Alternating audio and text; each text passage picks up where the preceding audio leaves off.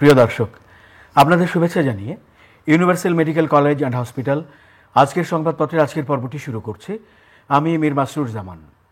সংবাদপত্রের শিরোনামগুলোকে ঘিরে চলমান পরিস্থিতি নিয়ে আলোচনার নিয়মিত এই আয়োজনে আজ সম্মানিত অতিথি হয়ে আমাদের সঙ্গে রয়েছেন চর্চা.com সম্পাদক জনাব সোহরাব হাসান। আমরা স্বাগত জানাচ্ছি আপনাকে। শুভরাত্রি। তো আমরা সংবাদপত্রের শিরোনামগুলো দেখে আলোচনায় যাচ্ছি। বাংলাদেশ প্রতিদিন, হঠাৎ বিতর্কে উপদেষ্টারা, দ্বৈত নাগরিকত্ব সেফ এক্সিট বিতর্কের পর রাজনৈতিক সংশ্লিষ্টতার অভিযোগ, জুলাই আগস্টের মানবতা বিরোধী অপরাধ, হাসিনা ও কামালের রায়ের দিন ঘোষণা 13ই নভেম্বর, বিচার শেষ, রায় আসছে রায়, নির্বাচন কমিশনের 36 দফা প্রস্তাব বিএনপির, পলাতকরা প্রার্থী নন, থাকছে না ভোট। মানবজমিন, সিনেট শুনানিতে পরবর্তী মার্কিন দূত, বৃহৎ প্রতিবেশীর ছায়ায় প্রাপ্য আন্তর্জাতিক মনোযোগ পাচ্ছে না বাংলাদেশ, সিইসির সঙ্গে বিএনপির সাক্ষাৎ, বিতর্কিতদের নির্বাচনী দায়িত্ব না দেওয়ার দাবি, জুলাই সনদ নিয়ে আইনি ভিত্তির আদেশের চিন্তা। কালের কণ্ঠ, বিশাল জয় সিরিজ বাংলাদেশের, 3 ম্যাচ ওয়ানডে সিরিজ নিয়ে ওয়েস্ট ইন্ডিজের বিপক্ষে, সেটি নিয়ে শিরোনাম। মার্কা নিয়ে চিন্তিত জোট শরিকরা। আমার দেশ, স্বাক্ষর সত্ত্বেও জুলাই সনদ বিতর্ক চলছেই, প্রার্থী হতে পারবেন না পলাতক ও অভিযুক্তরা। কালবেলা, যার যার পথে হাঁটছে দলগুলো, 17 মাস পর সিরিজ জিতলেন মিরাজরা, জোট হলেও ভোট নিজ দলের প্রতীকেই। দেশ রূপান্তর, শ্রম আইন সংশোধন, গৃহপরিচারক ও শ্রমিক হিসেবে সুরক্ষা পাবেন, অতীতের ভুলের জন্য ক্ষমা চাইলেন জামায়াত আমির। সময়ের আলো, জুলাই সনদ বাস্তবায়নের সুপারিশ চূড়ান্ত, আজকালের মধ্যে সরকারের কাছে জমা দেবে কমিশন। খবরের কাগজ, নির্বাচনী মাঠ প্রশাসন সাজাতে চলছে নিবিড় যাচাই বাছাই, রাখাইনে চীনের সহায়তায় সক্রিয় জান্তা বাহিনী। আলোকিত বাংলাদেশ, হাসিনার মামলার রায় কবে, জানা যাবে 13ই নভেম্বর। দৈনিক করতোয়া, গণপ্রতিনিধিত্ব আদেশ ও শ্রম আইন সংশোধন চূড়ান্ত অনুমোদন। আমরা শিরোনামগুলো দেখছিলাম দৈনিক সংবাদপত্রগুলোর। তো আজ আসলে সবার আগে যে শিরোনামটি বলছিলাম সেটি ঘিরে আলোচনা শুরু করি আমরা। হঠাৎ বিতর্কে উপদেষ্টারা, এরকম কথা কয়েকদিন ধরেই শোনা যাচ্ছে। উপশিরোনামের কথাগুলো আমরা বলছিলাম, দ্বৈত নাগরিকত্ব সেফ এক্সিট বিতর্কের পর রাজনৈতিক সংশ্লিষ্টতার অভিযোগ, এই রয়েছে শিরোনামে। ধন্যবাদ। পুরোটাই এখন নির্বাচনকে ঘিরে, উপদেষ্টাদের বিরুদ্ধে অভিযোগ, সরকারের বিরুদ্ধে অভিযোগ, নির্বাচন কমিশনের বিরুদ্ধে অভিযোগ, একদল আরেক দলের বিরুদ্ধে অভিযোগ। এর লক্ষ্য হচ্ছে নির্বাচনী ফলাফল নিজের পক্ষে নেয়া।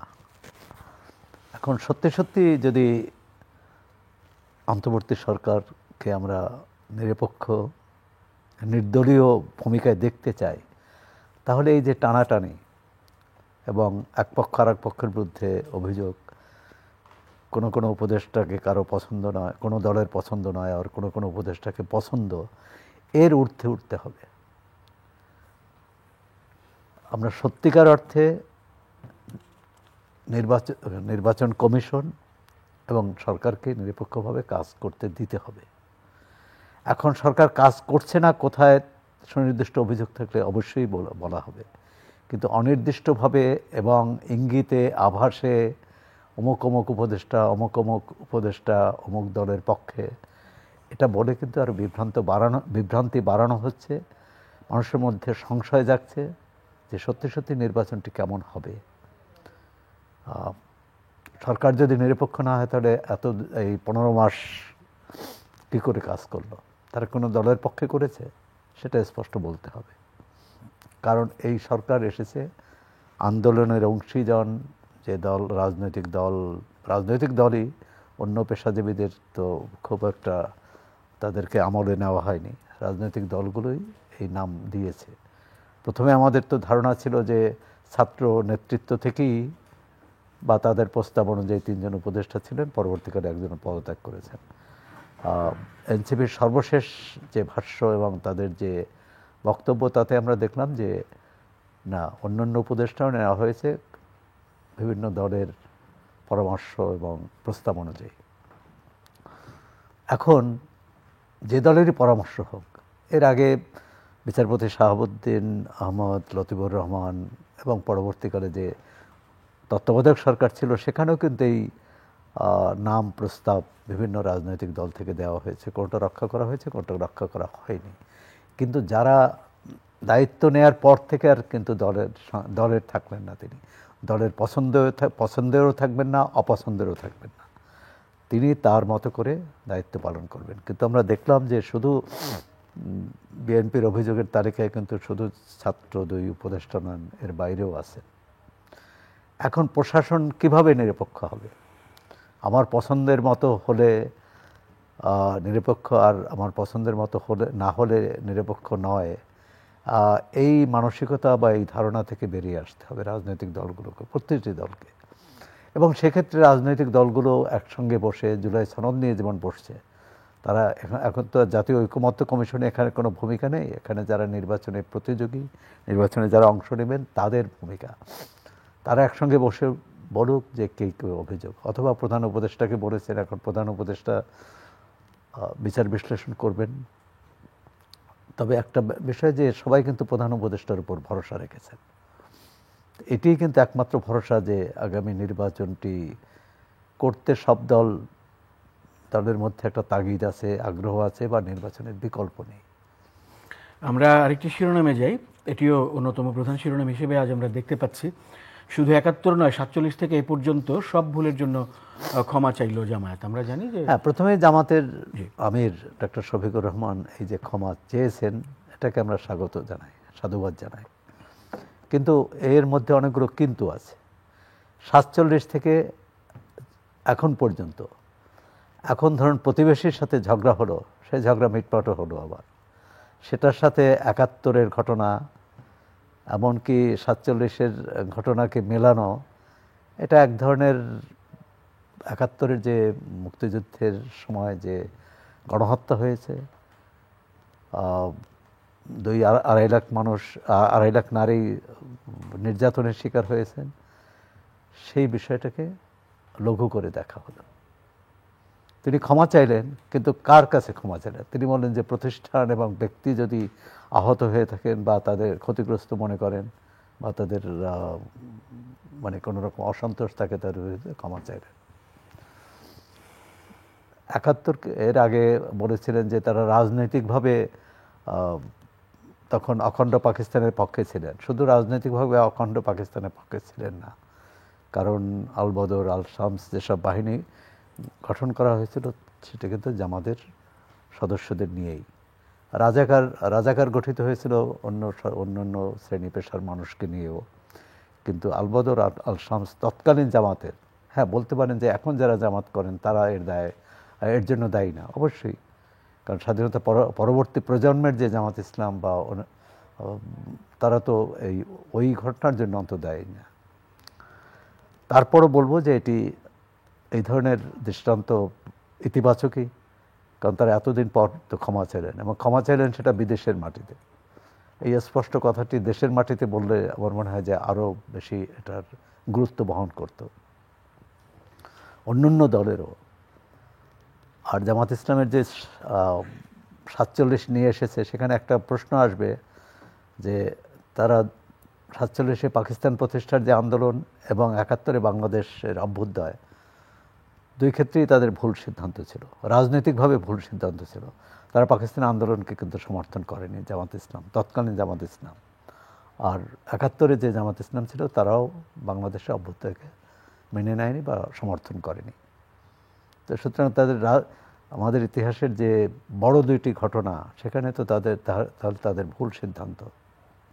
এবং আরও অনেক ক্ষেত্রেই জামাত, সেটা অন্য দলও, শুধু জামাত ইসলামে যে ভুল সিদ্ধান্ত নিয়েছে, অনেক ক্ষেত্রেই আমাদের রাজনৈতিক দলগুলো ভুল সিদ্ধান্ত নিয়েছে, যে কারণে বারবার গণ অভ্যুত্থান সংগঠিত হচ্ছে, মানুষকে রাস্তায় নামতে হচ্ছে। ভবিষ্যতে আমরা চাইব যে এই রাজনৈতিক দলগুলো এমন কোনো আচরণ করবে না যাতে গণতান্ত্রিক ধারাবাহিকতা ব্যাহত হয়। আরেকটি শিরোনামে যাই আমরা, জুলাই আগস্টে মানবতা বিরোধী অপরাধ, বিচার শেষ, আসছে রায়। না, এটি তো প্রথম মামলার কথা বলা হচ্ছে, এরপর একের পর এক মামলা হয়তো আসবে। 13ই নভেম্বর জানা যাবে যে প্রথম যে মামলাটি, যেখানে 3 জন অভিযুক্ত মাত্র, সাবেক প্রধানমন্ত্রী, সাবেক আইজিপি এবং সাবেক স্বরাষ্ট্রমন্ত্রী। 3 জনের মধ্যে সাবেক আইজিপি তার দোষ স্বীকার করে রাজসাক্ষী হয়েছেন। তো রাজসাক্ষী হওয়ার মামলার ক্ষেত্রে কিন্তু অনেক প্রশ্ন ওঠে। তিনি স্বেচ্ছায় হয়েছেন, না তিনি কোনো চাপে হয়েছেন, না প্রলোভনে হয়েছেন। প্রলোভন মানে তাকে সাধারণত রাজসাক্ষীকে তো নানাভাবে পুরস্কৃত করা হয়। আর আদালতের রায় নিশ্চয়ই এই রাজসাক্ষী হওয়ার উপর নির্ভর করবে না, রায় নির্ভর করবে এর তথ্য প্রমাণ। আর সেক্ষেত্রে রাষ্ট্রপক্ষের যে আইনজীবী, তিনি এক ধরনের যুক্তিতর্ক তুলে ধরেছেন, আবার বিবাদী পক্ষের আইনজীবী, রাষ্ট্র নিযুক্তই এই বিবাদী পক্ষের আইনজীবী, তিনি ভিন্ন যুক্তিতর্ক তুলে ধরেছেন। আদালত যেটিকে সমীচীন মনে করবেন, ন্যায্য মনে করবেন, সেই রায় দেবেন। আমরা তো আদালতের প্রতি আশ্বস্ত থাকতে চাই, আস্থাশীল থাকতে চাই। আমরা দেখি শুরুটা কেমন হয়।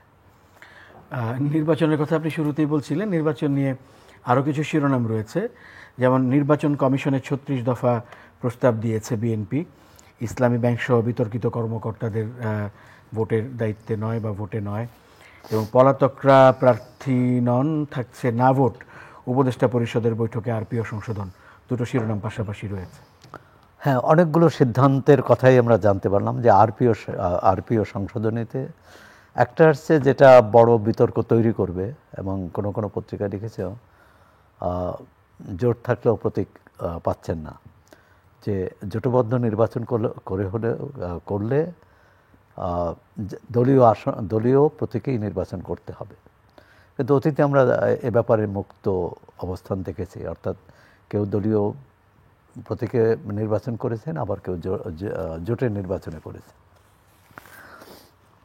তো এটি প্রয়োজন কেন হলো, সেই প্রশ্নটা উঠবে। এবং এক্ষেত্রে নিশ্চয়ই সহযোগী, সেটা বিএনপি জামাত উভয়েরই, এমনকি তৃতীয় যদি জোট হয়ে থাকে, জোট ভবিষ্যতে গঠিত হয়ে থাকে, তাদের মধ্যেও এই বিতর্কটা আসবে যে প্রয়োজন ছিল কিনা। হ্যাঁ, এই শিরোনামটিতে আমরা অবশ্য দলগুলোর একটি প্রতিক্রিয়া দেখেছি। এতে বলা হয়েছে আলোচনা না করেই এই সিদ্ধান্ত হয়েছে।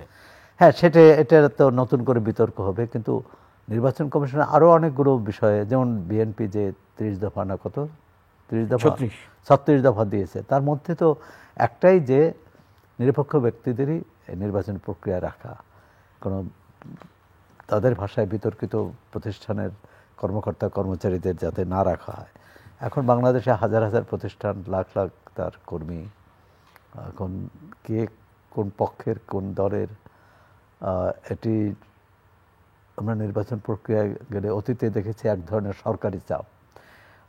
এই আগামী নির্বাচন নিশ্চয়ই সরকারি চাপ থাকবে না, কারণ সরকার এখানে প্রতিযোগী না, এখানে নির্বাচনে অংশ নিচ্ছে না সরকারের কোনো লোকজন। আর সুতরাং সরকারের পক্ষ থেকে চাপটা নেই, রাজনৈতিক দলগুলোর পক্ষ থেকে আসছে। এখন তো আমরা রাজনৈতিক দলগুলোর পক্ষ থেকে 65-35 অথবা 75-25 ভাগাভাগির কথাও শুনি। অর্থাৎ একটি দল অভিযোগ করেছে যে অন্য দলের বিএনপিকে ইঙ্গিত করেছে যে তাদের 75% নেতা কর্মকর্তা কর্মচারী তাদের পক্ষে। আবার বিএনপি পক্ষ থেকে অভিযোগ করেছে, যেমন ইসলামিক ব্যাংকের কথা বললেন, এ ধরনের বিতর্কিত প্রতিষ্ঠান বা পক্ষপাতপুষ্ট, বিতর্কিত বলবো না, পক্ষপাতপুষ্ট প্রতিষ্ঠানের কর্মীরা যাতে নির্বাচনী দায়িত্ব পালন না করেন। এর আগে বলা হয়েছিল যে আগে অতীতে যারা নির্বাচনী অনিয়ম দুর্নীতিতে জড়িত ছিলেন তাদেরকে না করা। এখন গণতন্ত্র হচ্ছে একসঙ্গে একটা বন্দোবস্ত। সেই বন্দোবস্তে যদি আমরা কোনো ব্যাপারেই একমত না হতে পারি, আমরা জুলাই সনদে এখনও বিতর্ক আছে, জুলাই সনদ নিয়ে আমরা নির্বাচনী কিভাবে হবে সেটা নিয়ে বিতর্ক আছে, নির্বাচনে যারা মূল দায়িত্ব, নির্বাচন তদারকিতে যারা থাকবেন, সরকারের উপদেষ্টাদের নিয়ে বিতর্ক। দেখুন, এত বিতর্কের মধ্যে দিয়ে একটি সুষ্ঠু অবাধ নিরপেক্ষ নির্বাচন কিভাবে আশা করব? রাজনৈতিক দলগুলোকে তারা প্রয়োজনে নিজেরা বসতে পারে।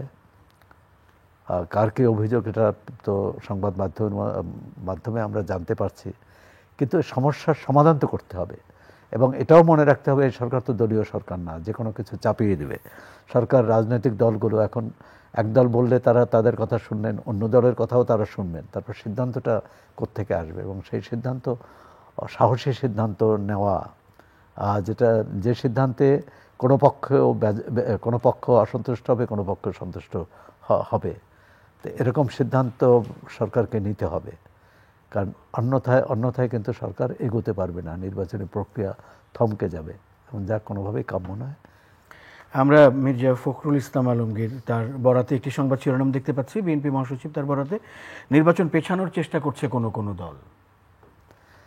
না, এটি তো আমাদের রাজনীতিকরা তো প্রতিদিনই বক্তৃতা বিবৃতিতে নানা কথা বলেন, এবং স্বাভাবিকভাবে তার নিজের দলের নেতাকর্মীদের উজ্জীবিত করা এবং অন্য দলের বিরুদ্ধে যে অভিযোগ। এখন যারা ধরেন পিআর পদ্ধতি নিয়ে জামাত ইসলামের অন্যান্য দল আন্দোলন করছে, এটাকে কেউ বলতে পারে যে নির্বাচন পিছানোর একটা পায়তারা। জুলাই সনদে এখনও এনসিপি সহ কয়েকটি দল সই করেনি, এটাকেও কেউ বলতে পারে। আবার উল্টো দিকে তারাও বলতে পারে যে এনসিপি তো তাদের পিআর বা আনুপাতিক হারে ভোট, এটা তাদের রাজনৈতিক এজেন্ডা, এটা নিয়ে তারা জনগণের কাছে যেতেই পারে। সেটাকে সন্দেহের চোখে দেখা কেন? এখানেও এই রাজনৈতিক দলগুলো ঐক্যবদ্ধ ছিল বলেই কিন্তু জুলাই অভ্যুত্থান হয়েছে।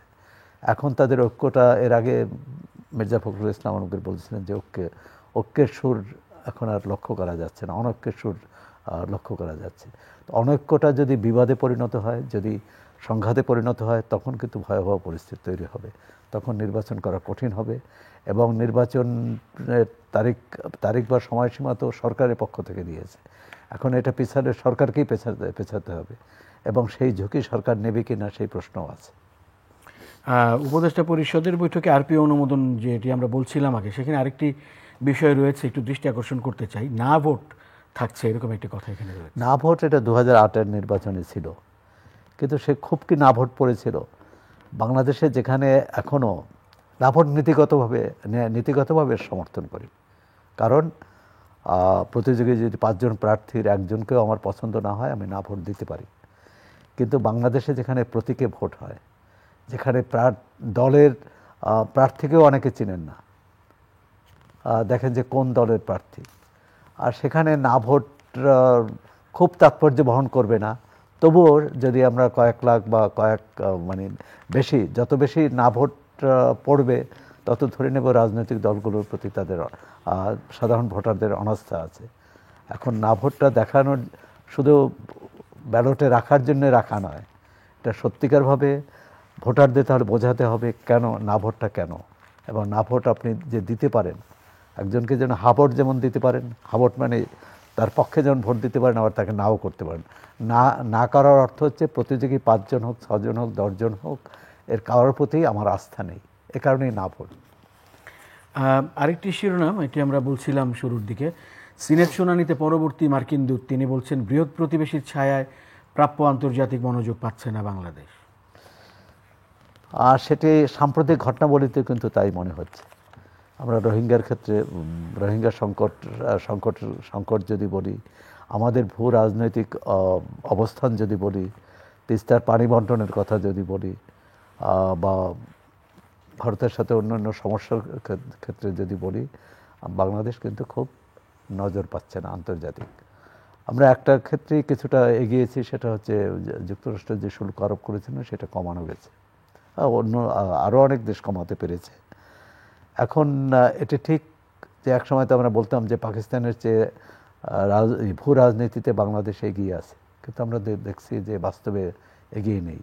এমনকি আমাদের যে অন্তর্বর্তী সরকার যেসব সংস্কার প্রস্তাব নিয়ে এগোচ্ছে বা সংস্কার পদক্ষেপ নিয়েছে, যেটি আন্তর্জাতিক আমাদের উন্নয়ন সহযোগী দেশ ও সংস্থাগুলোর দাবি ছিল দীর্ঘদিন ধরে, এই ব্যাপারেও খুব উৎসাহ লক্ষ্য করা যাচ্ছে না। সম্প্রতি 6টি আন্তর্জাতিক মানবাধিকার সংগঠন প্রধান উপদেষ্টাকে খোলা চিঠি দিয়েছেন, তাতেও কিন্তু বিচারের ক্ষেত্রে ন্যায্যতার কথা বলেছেন, স্বচ্ছতা জবাবদিহির কথা বলেছেন, নাগরিকের সুরক্ষার কথা বলেছেন, এবং অধিকার সুরক্ষার কথা বলেছেন, এবং রাজনৈতিক দলের উপর নিষেধাজ্ঞা প্রত্যাহারের কথা বলেছেন। এ ব্যাপারে আমরা কিন্তু সরকারের পক্ষ থেকে আনুষ্ঠানিক কোনো প্রতিক্রিয়া পাইনি। এটিও কিন্তু এই নজর না পাওয়ার, মানে আন্তর্জাতিক সংস্থা বা দেশগুলো বলে যাবে, উন্নয়ন সহযোগীরা বলে যাবে এবং সরকার নীরব থাকবে, সেটাও কিন্তু কাম্য নয়। জুলাই সনদ নিয়ে আইনি ভিত্তির আদেশের চিন্তা আগে একটু কথা এসেছিল। আমরা দেখেছি ঐকমত্য কমিশন তার সুপারিশ চূড়ান্ত করেছে, সরকারের কাছে হস্তান্তর করবে। এটা কোনো কোনো রাজনৈতিক মহল বা বিশ্লেষক মনে করেন যে প্রধান উপদেষ্টা যে পরবর্তী গত 2 দিনে যে 3টি দলের নেতাদের সাথে কথা বলছেন, এটাও লক্ষ্য ছিল। যদিও সংবাদ মাধ্যমে প্রধান উপদেষ্টাদের নিরপেক্ষতা এবং দলগুলোর বাহাস সামনে এসেছে, কিন্তু একটা ছিল যে জুলাই সনদে আইনি ভিত্তি দিয়ে কিভাবে সবার সমর্থন পাওয়া যায়। আমরা আশা করি যে এটি 31 তারিখের মধ্যে একটা সুরাহা হবে। এই সুরাহা না হলে কিন্তু নির্বাচন নিয়ে সংশয় দেখা দেবে, যা কোনোভাবেই প্রত্যাশিত নয়। দাপুটে জয় সিরিজ বাংলাদেশের শিরোনামটি আমরা বলছিলাম। ওয়েস্ট ইন্ডিজের বিপক্ষে 3 ম্যাচ ওয়ানডে সিরিজের শেষ ম্যাচটি জিতে বাংলাদেশ সিরিজ নিজেদের দখলে নিল এবং এটাকে কৃতিত্বের জয়, রেকর্ড জয় এরকম বলা হচ্ছে। না, এটা তো ভালো। অনেক দুঃসংবাদের মধ্যে আমরা রাজনৈতিক ক্ষেত্রে কোনো সুসংবাদ নেই, অর্থনীতির ক্ষেত্রে সুসংবাদ নেই, ব্যবসা বাণিজ্যের ক্ষেত্রে সুসংবাদ নেই। খেলাধুলায় যদি আমরা এবং ক্রিকেটে ধারাবাহিকভাবেই আমরা ভালো করে আসছি, সেটা নারী ক্রিকেটে, পুরুষ মানে সাধারণ ক্রিকেটে। এই জয়ের ধারা অব্যাহত থাকুক। আমরা যদি একটি সিরিজটা এবং জয় তো নিশ্চিত হবে পরবর্তীকালে, এবং এটা আমরা নিউজিল্যান্ডে, এটা হচ্ছে ওয়েস্ট ইন্ডিজের সাথে আমরা প্রথম ম্যাচ জিতেছে, দ্বিতীয় ম্যাচ এখন যেসব প্রধান দল মানে ক্রিকেটে পাকিস্তান, ভারত, অস্ট্রেলিয়া, এদের সাথে কিন্তু আমাদের জয়ের উদাহরণ খুব কম। সুতরাং এইসব যাদের আমাদের প্রধান প্রতিযোগী, তাদের সাথে কীভাবে জয় আমরা ছিনিয়ে আনতে পারি, আমাদের ক্রিকেটের প্রতি আরও নজর দেওয়া উচিত। কিন্তু ক্রিকেটাররা ভালো খেলছেন এবং তারা আপ্রাণ চেষ্টা করছেন জয় ছিনিয়ে আনতে, কিন্তু আমরা ক্রিকেটের ব্যবস্থাপনায় যেটা দেখি, ক্রিকেট বোর্ডের দিকে তাকালে কিন্তু আমরা আমাদের আশা রাখার কোনো জায়গা নেই। কারণ সেখানে নির্বাচন নিয়ে তর্ক হয়, ব্যবস্থাপনা যে কোনো সিদ্ধান্ত নিয়ে তর্ক হয়, এবং এখানে এই মানে পক্ষপাত আছেই, এবং এক ধরনের খেলোয়াড়রা বঞ্চিত, একথাও আমরা দেখি যে বিশেষ করে নারী ক্রিকেটারদের। অনেক অনেক ধন্যবাদ জনাব সোহেব হাসান আজকে আমাদেরকে সময় দেওয়ার জন্য। প্রিয় দর্শক, আপনাদেরও ধন্যবাদ সঙ্গে থাকার জন্য। চ্যানেল আইয়ের নিয়মিত আয়োজন universal medical college and hospital. আজকের সংবাদপত্রের আজকের পর্বটি এ পর্যন্তই। ভালো থাকবেন সবাই। শুভরাত্রি।